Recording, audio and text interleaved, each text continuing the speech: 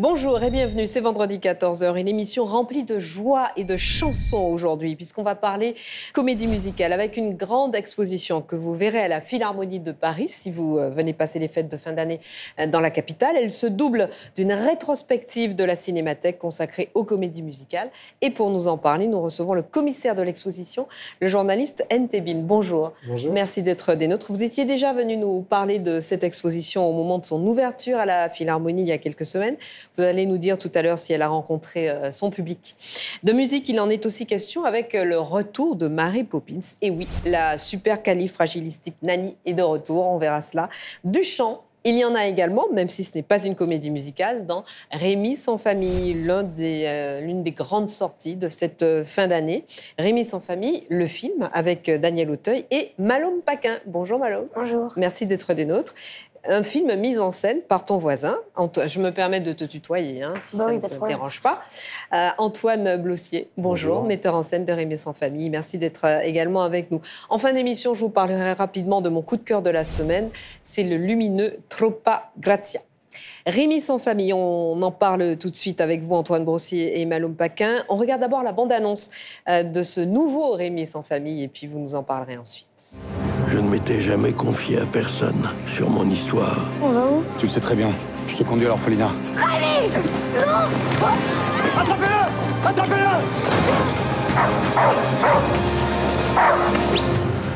Qu'a pu faire cet enfant pour qu'il s'attire les foudres de tout un village? Sauf votre respect, monsieur, c'est pas votre affaire. Je vous propose de louer cet enfant. Je m'appelle Rémi. Vitalis, monsieur Vitalis, artiste ambulant. Vous connaissez déjà Capi, le petit mécontent là, se nomme Joli Cœur. Approchez les enfants, car le spectacle que nous allons vous présenter est reconnu pour être le plus extraordinaire de France. Je t'ai loué à Barberin pour chanter. Devant des gens? En effet. Je vous avais dit que j'y arriverais pas. Mais tu as le trac, c'est normal au début. Tu as un don, Rémi, celui d'émouvoir ceux qui t'entendent.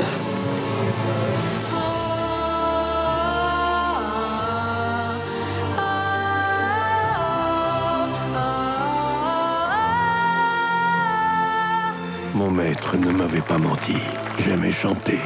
Et je savais déjà que je ne cesserais jamais de le faire. J'ai peu d'occasion de voir ma fille rire autant. Mon cher Rémi, ma mère et moi semblons avoir retrouvé tes parents. En avant. J'ai retrouvé mes parents, Capi. Emmenez-les. On peut pas. On n'y arrivera pas. Je te promets qu'on va y arriver. Il faut en moi.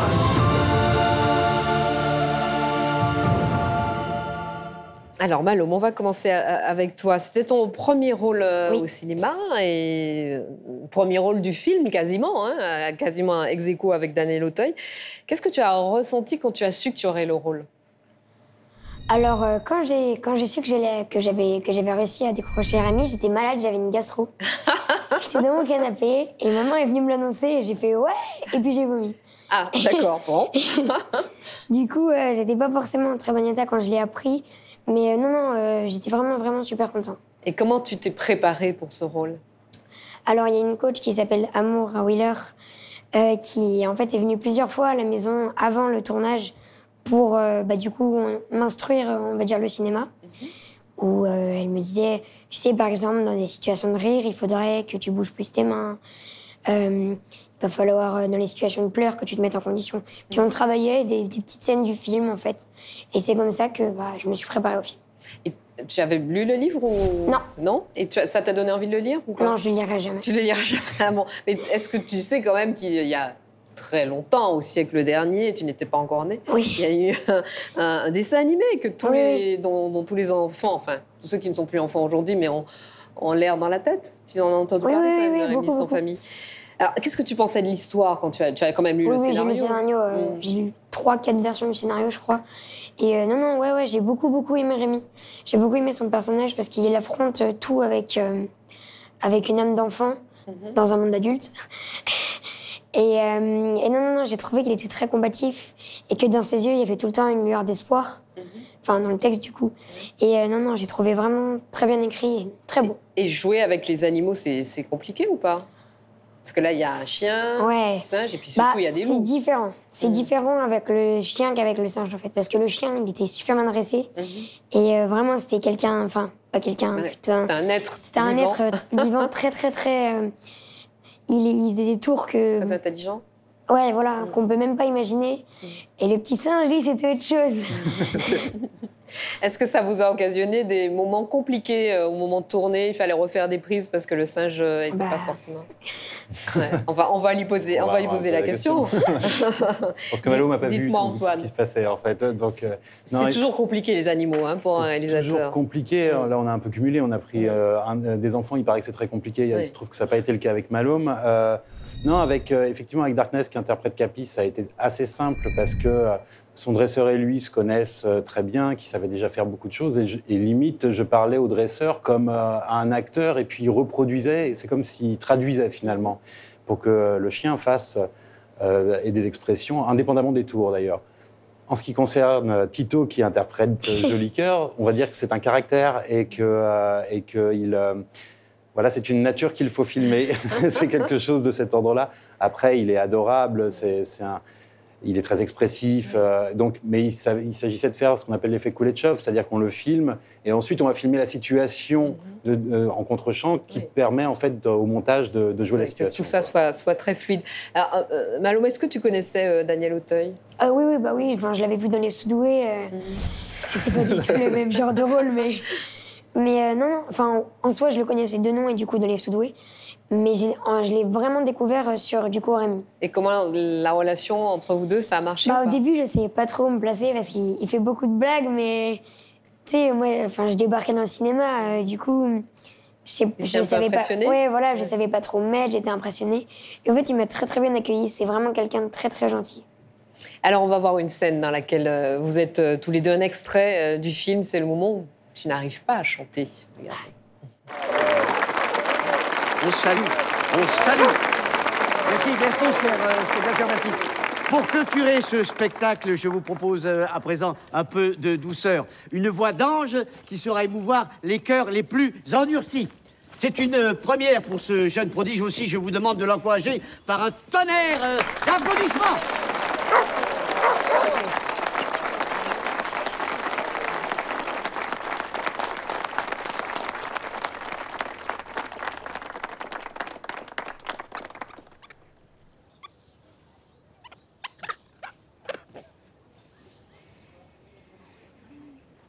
Qu'est-ce que je dois faire? Chanter, bien sûr.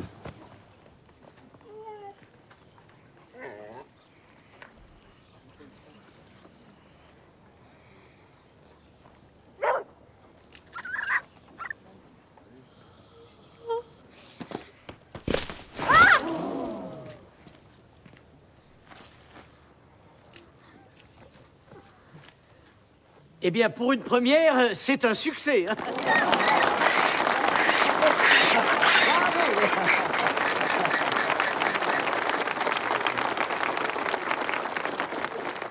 Alors, Malôme, dans la vraie vie, tu chantes?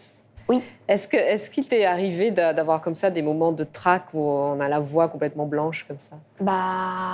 Sur le tournage. Sur le tournage. Ouais. Sur le tournage et en ce moment, mais c'est autre chose. Ah, d'accord. Mais alors, comment on gère? C'est compliqué. Parce que j'ai eu la grande opportunité et chance de pouvoir chanter sur la scène de l'Opéra de Paris. Et si tu te foires là, c'est un peu la galère. Du coup, il faut pas avoir peur et puis il faut se concentrer et beaucoup respirer. Et ensuite, se lâcher. Ntebin, je vous vois fasciné par ce jeune acteur qui semble déjà tout connaître du métier. Oui, c'est vrai que il est impressionnant. C'est étonnant, mais souvent, par exemple à Hollywood dans les années 30, la plus grande star, c'était Shirley Temple. C'était un numéro 1 au box-office. Donc avec les enfants, c'est parfois compliqué, mais quand ça marche, ils apportent quelque chose qu'aucun acteur, que les acteurs rêvent en fait de retrouver. Et oui, bien sûr. Cette fraîcheur, cette innocence. Antoine Blossier, justement, de la fraîcheur, de l'innocence, il fallait en trouver pour s'attaquer à ce que vous-même qualifiez comme faisant partie du patrimoine culturel français, Sans famille, Hector Malo. Oui. Plein de fois adapté. Maintes fois adapté. J'ai vu toutes les adaptations. Mais en fait, non, moi, ce qui s'est passé, c'est venu d'une idée de cinéma, en fait, d'une volonté, en tant que spectateur, de faire un spectacle familial. Ça tombe bien, il sort pour les fêtes. C'est-à-dire que moi, j'ai des souvenirs des Madeleines de Proust, mes premières émotions au cinéma, en famille, effectivement, devant des gens de Florette, devant E.T. Je suis de cette génération-là.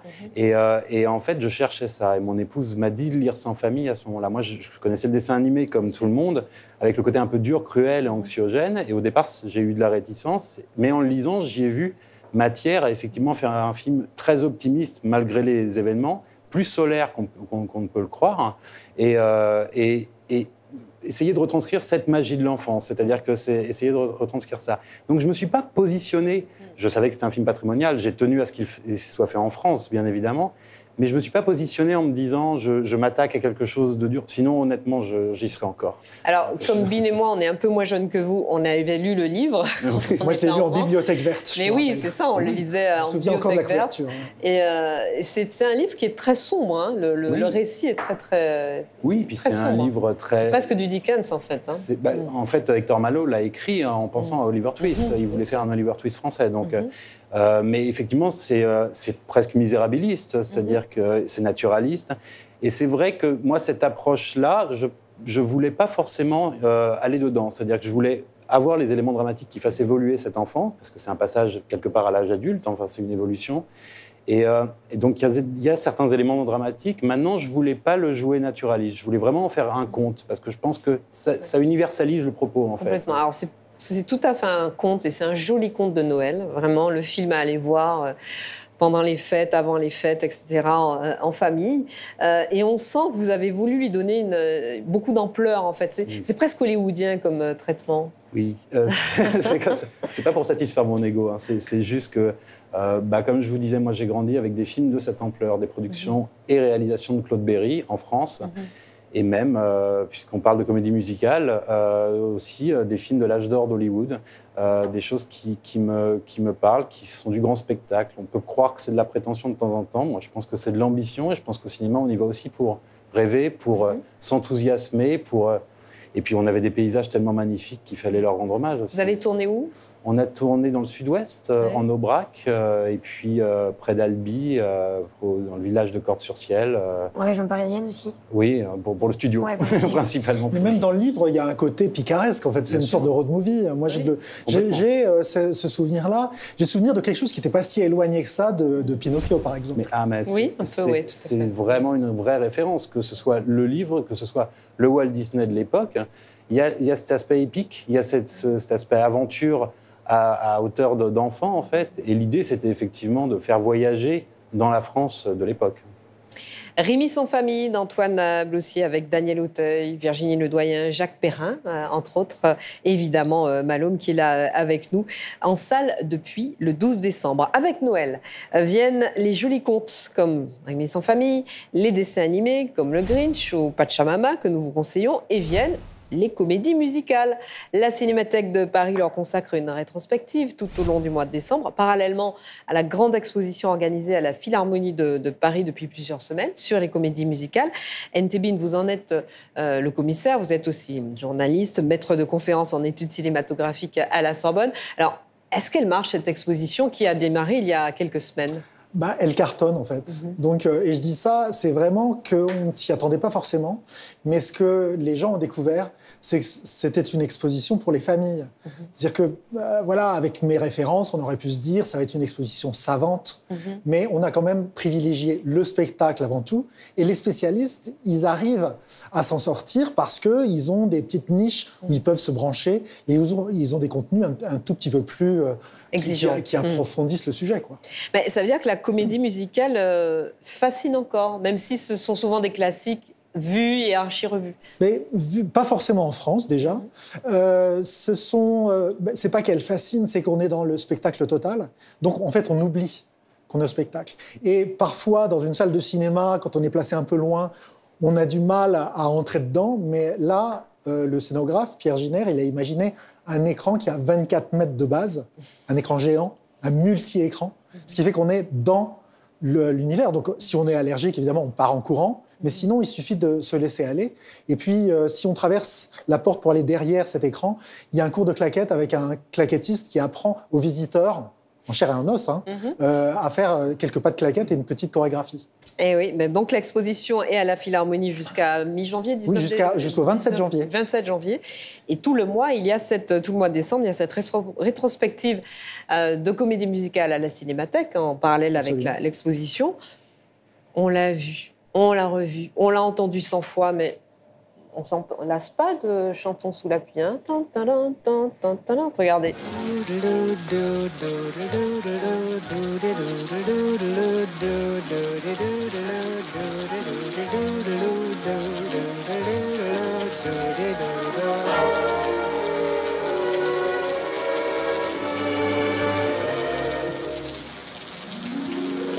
I'm singing in the rain, just singing in the rain. What a glorious feeling, I'm happy again. I'm laughing at clouds so dark up above. The sun's in my heart and I'm ready for love. Let the stormy clouds chase everyone from the place. Come on with the rain, I've a smile on my face. I'll walk down the lane with a happy refrain, just singing, singing in the rain. Ah, peut-être l'un des extraits du plan séquence le plus célèbre du cinéma, l'un des plus célèbres. On ne s'en lasse pas. Bin, c'est du génie, en fait, ce film et cette mise en scène. Et puis, il y a un message, en fait. C'est que la chanson elle-même a été écrite plusieurs décennies avant, au moment de la crise. Et l'idée, c'est quand même qu'il fait froid dehors, mais il y a aussi les difficultés du monde, les problèmes. On parlait de Sans famille tout à l'heure. À partir du moment où on arrive à chanter et à exprimer ce qu'il y a en nous, on peut retrouver l'espoir, on peut retrouver la joie. C'est là où on se rejoint un petit peu. Donc, je pense que c'est pour ça que la comédie musicale plaît aujourd'hui, même plus que jamais. Les enfants veulent en faire à l'école, les spectacles de fin d'année. Il y a tout un contexte. Les spectacles marchent très très bien, ceux qui sont au théâtre, qui nous fait redécouvrir cette culture de l'œuvre d'art totale, finalement. Alors, Maloum, toi qui chantes et qui chantait jusqu'à maintenant et qui maintenant joue, est-ce que tu as envie de faire une comédie musicale ? Bah ouais, faut qu'on me la propose, mais en soi, ouais, pourquoi pas. Tu connaissais Chantons sous la pluie ? Bah oui, je l'ai chanté à l'école. Tu l'as chanté à l'école, bien sûr. Mais alors, Bin, vous disiez, ça plaît, les gens viennent, l'expo fait recette, enfin, elle fait le plein.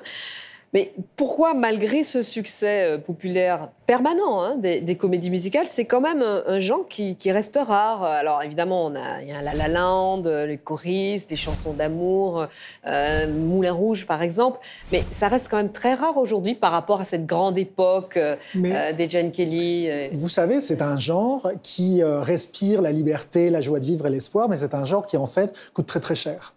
Et à un moment, à Hollywood, ils avaient tout le monde sous contrat à l'année, donc chaque semaine, ils payaient des salaires de gens qui faisaient comédie musicale sur comédie musicale.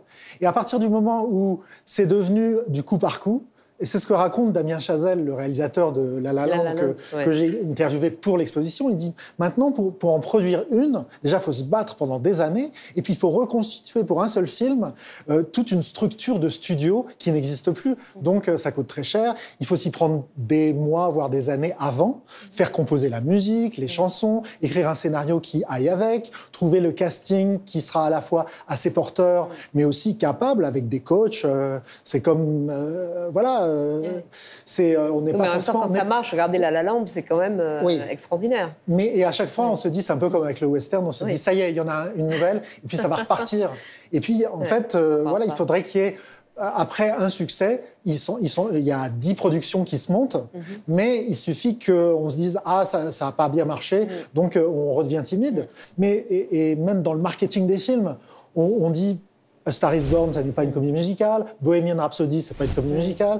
Le Retour de Mary Poppins, c'en est pas une, mais si, c'en est aussi quand même. On va en parler dans une seconde du retour de Mary Poppins. Alors, encore un mot sur cette rétrospective, parce que le mot d'ordre de la rétrospective, c'est la joie de vivre. Oui. Mais comme vous le disiez à l'instant, pour Chantons sous la pluie, qui est quand même après la crise, les sujets des films, bon, là, il y a une trentaine de films à voir et à revoir dans cette rétrospective. Mais je pense à Hair, par exemple, qui est vraiment un film militant, pacifiste contre la guerre du Vietnam, ou même à West Side Story, qui est quand même le film du racisme et de l'immigration portoricaine. Et d'après une tragédie de Shakespeare, en plus.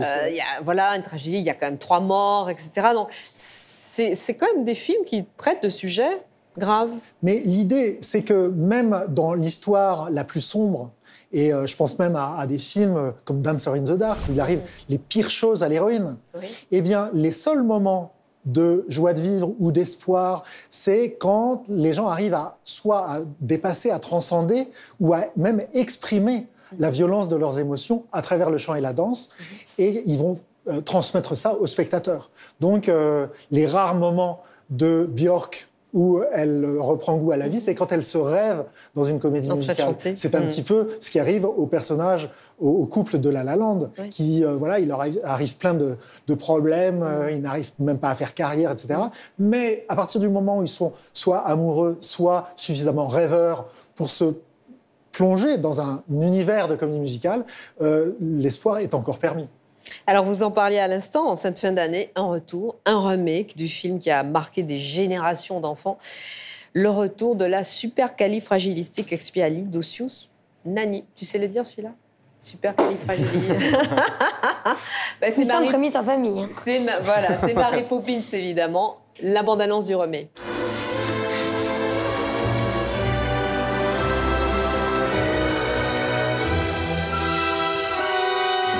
I live and breathe. I was blowing the kite and it got caught on a nanny. Mary. Poppins, you came back. You seem hardly to have aged at all. Really? One never discusses a woman's age, Michael. Would have hoped I taught you better.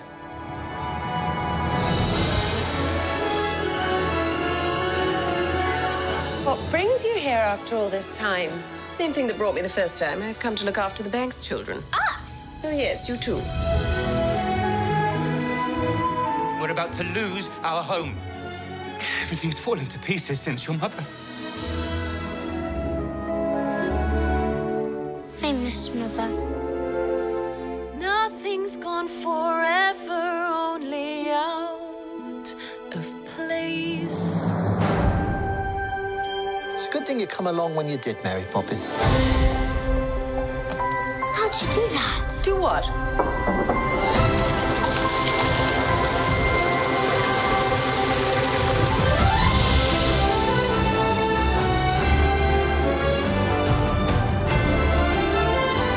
So you've been off filling the children's heads with stuff and nonsense. You've forgotten what it's like to be a child.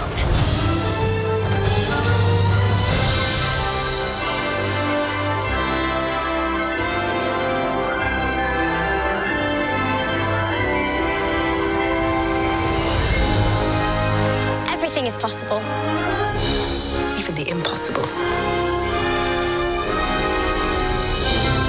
Off we go. Voilà, le retour de Mary Poppins de Rob Marshall avec Emily Blunt le 19 décembre. Et effectivement, comme Bean me le faisait remarquer, c'est pas un remake, c'est un sequel. Puisque les enfants ont grandi, alors que Mary Poppins a rajeuni, ce qui est normal pour une super fragilie, etc. Nani. Des petites questions rapidement aux trois. On va commencer par vous. Bean, quelle est votre comédie musicale préférée? Ah, c'est Chantons sous la pluie.